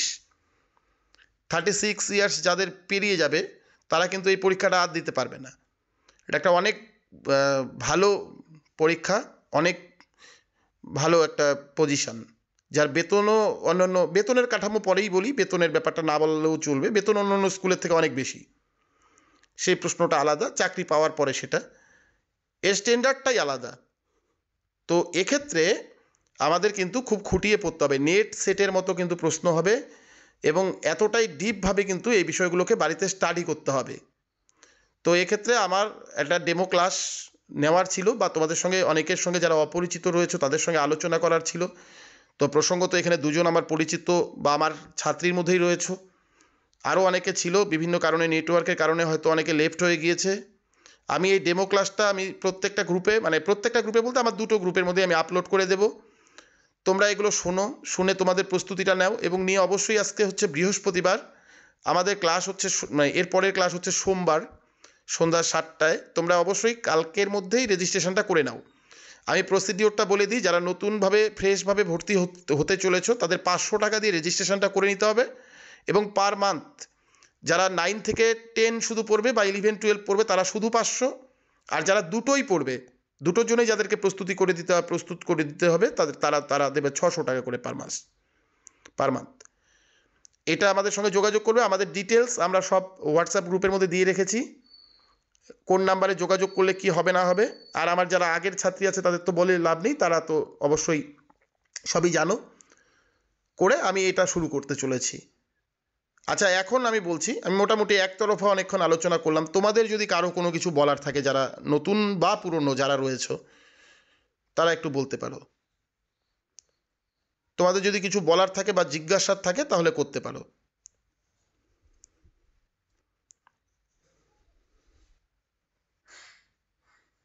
কেউ কিছু বলবে?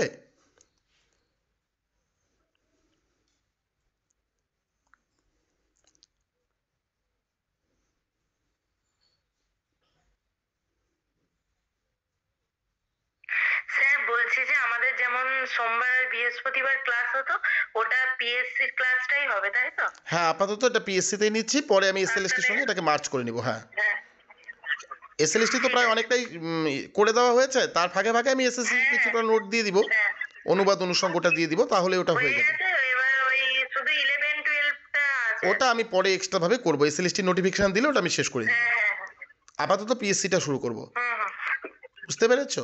হ্যাঁ স্যার। ঠিক আছে, যারা আগে রেজিস্ট্রেশন করা আছে তাদের তো কোনো প্রশ্নই নেই, তারা কন্টিনিউ যেভাবে করছো তারা সেভাবেই চলবে। আর যারা নতুন করবে তারা অবশ্যই যোগাযোগ করে নেবে 2-1 দিনের মধ্যেই, 2-1 দিন বলতে আজকে বা কালকের মধ্যেই যোগাযোগ করে নাও, কারণ আমি ওই ব্যাচটার মধ্যে সবাইকে হোয়াটসঅ্যাপ গ্রুপে নতুন নেব, নিয়ে আমি আমার মতো করে সব সিলেবাস, তারপরে হচ্ছে প্রশ্ন সব আপলোড করব, কিছু টেক্সট দিব, পিডিএফ দিব কিছু, সমস্ত দেওয়ার পর আমি হয়তো বলবো যে আজকে এই টেক্সটগুলো পড়াবো, তোমরা ওগুলোকে প্রিন্ট আউট করে নিয়ে নিশ্চয়ই পড়বে, তারপর তো আমি পড়াবো। সুতরাং এটা একটা লং টার্ম প্রসিডিওর করতে হবে। আমি বললাম আর হঠাৎ করে আজকেই ক্লাস শুরু করলাম, তাহলে ক্লাস কিছু বুঝতে পারবে না। তাহলে প্রত্যেককেই আমি সেই আহ্বান রেখে আজকের ক্লাসটা আজকে এখানে শেষ করলাম। আজকে আর ডিটেলস কিছু বাড়াচ্ছি না, পরের দিন থেকে তো আবার ডিটেলস করবই। স্যার পিএসসি যে স্কুলগুলো আছে ওগুলো মানে কি দূরে কোথাও হয় না? না না, মানে জেলাতেই এই হয়। যেমন কাছে কাছে যেমন এমনি স্কুল? না, এমনি স্কুলগুলো নয় গো, একটু দূরে হবে বাড়ির থেকে। একটু দূরে বলতে কি, এগুলো মূলত শহর অঞ্চলের স্কুল, বুঝতে পেরেছো? হ্যাঁ, পিএসসির মাধ্যমে মানে স্কুল, মানে আমরা তো বুঝতে পারছি না, এগুলো পরীক্ষা তো কোনো দেওয়া হয় না। না না, পরীক্ষা এগুলো হচ্ছে এখানে শহর বললে অঞ্চলের যে স্কুল। পিএসসি এগুলো একটু শহরের দিকে থাকে, প্রত্যেক জেলাতে রয়েছে। আচ্ছা। প্রত্যেক জেলা বা সাব ডিভিশনের স্কুলগুলো একটা করে থাকে, একটা শিলিগুড়ির এদিকে আছে এগুলো? হ্যাঁ হ্যাঁ, শিলিগুড়িতে আছে। শিলিগুড়িতে আছে, শিলিগুড়ি বা জলপাইগুড়িতে পাবে, শিলিগুড়িতে পাবে, আচ্ছা। প্রত্যেকখানে, হুগলিতে পাবে। আসপিয়াদের বাড়ির পাশেই একটা রয়েছে, সেই জায়গাটার নামটা আমার এই মুহূর্তে মাথায় আসছে না। ওই কোনো এক মুসলিম ভদ্রলোকের নামে এই স্কুলটা রয়েছে, ঠিক আছে? আসপিয়াদের এখানে, হুগলিতে। আচ্ছা স্যার, ওটা তো বিএড কলেজ তো আছে, আর একটা এতে আছে নাকি ওই নামটা আমার মনে আসছে না গো। কলেজে তোমাদের এখানে কোনো একজন ভাস্তারা ভাস্তারা না কোথায় যেন, হ্যাঁ হ্যাঁ, ভাস্তারা না কোথায় যেন আছে। এই একজন মুসলিম, ভাস্তারাতে আছে তো ওখানে। একটা আছে স্কুল তোমাদের আশেপাশে। আছে ওখানে, ওই সেই এমনি স্কুলেতে তো আমার মামার মামি ওর মাদ্রাসাটাতে করে আর কি, ওখানেতেই একটা স্কুল আছে। হ্যাঁ, এটা কিন্তু মাদ্রাসা নয়, মনে রাখবে, এটা কিন্তু সরাসরি সরকারি স্কুল। মাদ্রাসা নয়, না না, এটা হ্যাঁ, মাদ্রাসা না। একদম মাদ্রাসা নয়, এটা সরাসরি সরকারি স্কুল। এটা কিন্তু অনেক উন্নত স্কুল হয় এগুলো। এখানে সমস্ত স্টুডেন্ট এখানে চান্সই পায় না এই ধরনের স্কুলে। এগুলো স্কুল কোচবিহারে রয়েছে 4টে, আলিপুরদুয়ারে রয়েছে 2টো, শিলিগুড়িতে 1টা, জলপাইগুড়িতে 2টো, দার্জিলিংয়ে 2টো, এরকম সব জায়গায় রয়েছে। দিনাজপুরে আছে 1টা, মালদাতে 2টো, সব জেলাতে 1টা 2টো করে রয়েছে। ওই আচ্ছা স্যার, যখন ফর্ম ফিল আপ হবে তখন আমরা আমাদের মানে এখানে হুগলি ডিস্ট্রিক্ট সিলেক্ট করে হ্যাঁ, ওটা করবে, কিন্তু দেখো চাকরি কোথায় হবে, যদি চাকরি পাও তাহলে কেউ বলতে পারবে না। আর যারা মেয়ে রয়েছে তাদের তো আরও বেশি সম্ভাবনা, কারণ মেয়েদের জন্য এখানে একটু ছাড়পত্র রয়েছে, মনে হয় সম্ভবত সেটা 20%, মানে মিস্ট্রেসদের জন্য। আচ্ছা তাদের একটু ছাড়পত্র রয়েছে ছেলেদের থেকে, মানে মাস্টারদের থেকে, মানে ম্যাডামদের যদি নম্বর একটু কমও থাকে মিস্ট্রেসদের, তবুও তারা এলিজেবল, তাদের জন্য সুবিধা একটু বেশি। এই হচ্ছে বিষয়। তো যারা নতুন রয়েছে তাদেরকে, মানে নর্মাল যেগুলো স্কুল আছে তার থেকে মানে এটা কি, মানে একটু কি ডিফারেন্স আছে মানে? একটু ডিফারেন্স না, সিলেবাস সব, শোনো আসপিয়া না, সে প্রিয়াঙ্কা বলি, সিলেবাস সব একই, ঠিক আছে? সিলেবাস স্কুলের ভেতরে সব এক। আমার কাছে যেমন জেনকিন্সের স্টুডেন্ট রয়েছে, তারা আমার কাছে যারা পড়ে জেনকিন্সের র্যাঙ্ক করা, তাদের সিলেবাস আর বাংলা মিডিয়ামের অন্যান্য স্কুলের সিলেবাস একই।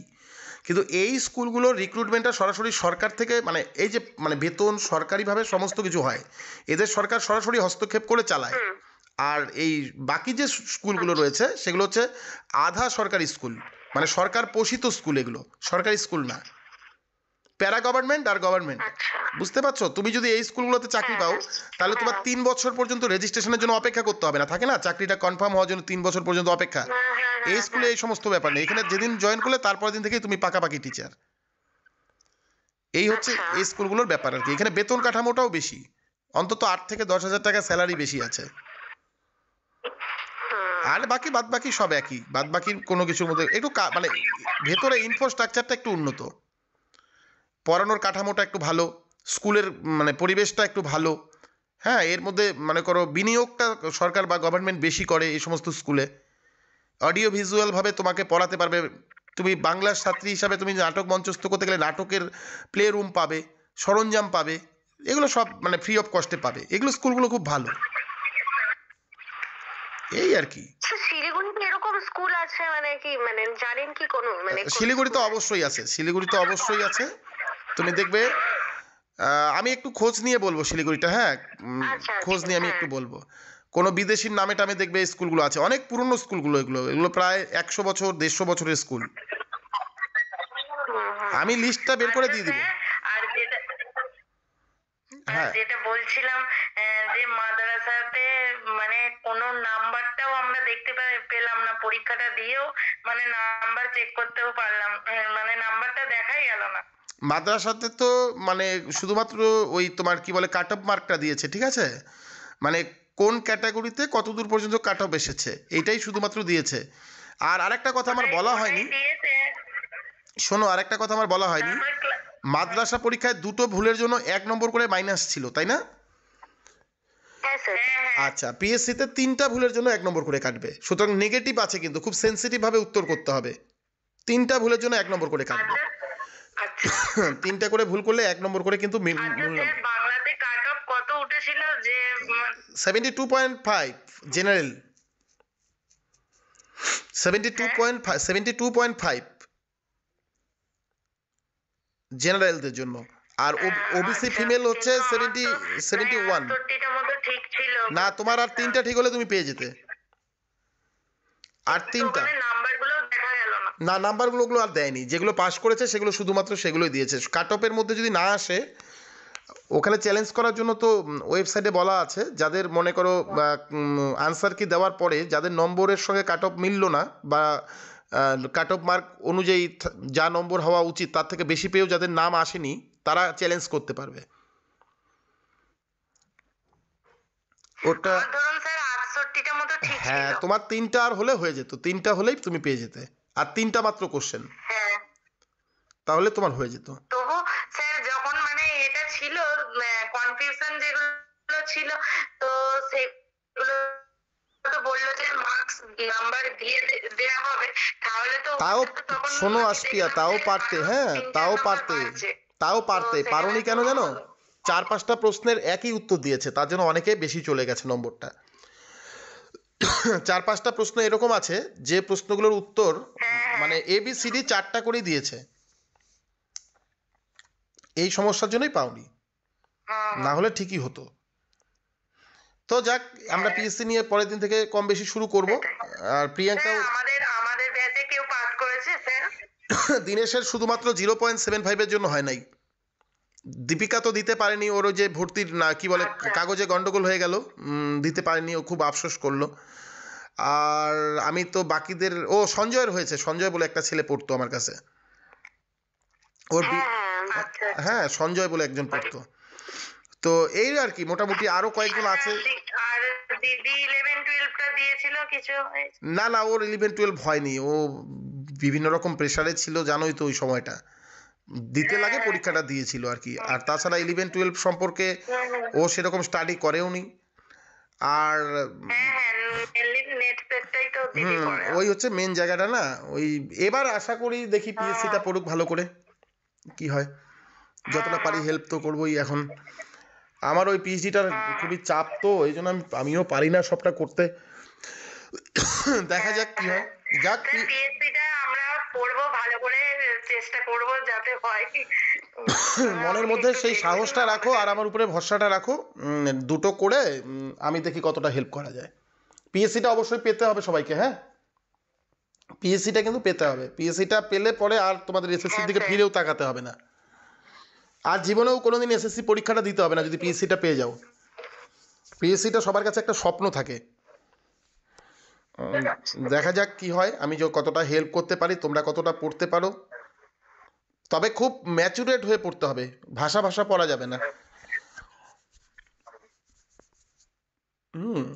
আমি সিলেবাসের আমি তো সেটা দিয়ে দিলাম, কি বলে তোমার আমার এক্সামটা মানে এসএলএসটির ক্ষেত্রেও যখন হচ্ছে এসএলএসটি এক্সামটা হলো, তখনও মানে এই মাস্টার ডিগ্রির মানে সেমিস্টার ছিল, ওই সেমিস্টারের মধ্যে আমি এক্সামটা দিয়েছিলাম, মানে সেভাবে প্রিপারেশন হয়নি। হ্যাঁ মাদ্রাসাটা তো সেমি আর কি। হ্যাঁ হ্যাঁ, প্রিয়াঙ্কার কতগুলো হয়েছিল?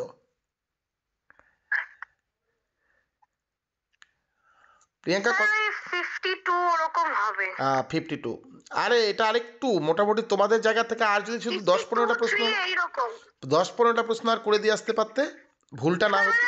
তখন মানে অতটা ভালো করে প্রিপারেশনও নিতে পারিনি, মানে এক্সাম ছিল ওই 52-53টাই ঠিক হয়েছিল, ওইরকমই হবে। বুঝতে পারছি। এই তোমার third semester, Priyanka third semester কবে? তখন তো স্কুলে পাঠিয়েছিল সেমিস্টারে। প্রিয়াঙ্কা থার্ড সেমিস্টার কবে?